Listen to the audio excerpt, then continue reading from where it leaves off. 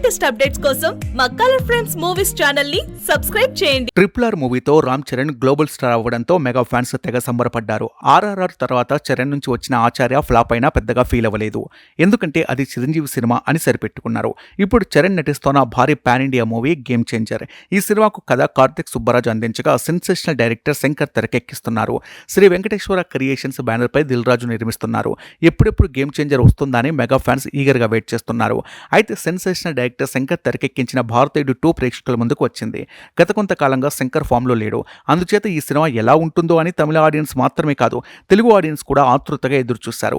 ఇంతకీ ఈ movie talk ఏంటంటే ఏ మాత్రం బాలేదట. శంకర్ ఏంటి ఇలా తీసాడేంటి అని జనాలు ఫీల్ అవుతున్నారట. అవుట్డేట్ స్టోరీతో ఏదో చేయాలి అనుకున్నాడు, కానీ ఇందులో ఏమీ లేదని జనాలు మార్నింగ్ షో నుంచే తేల్చేశారు.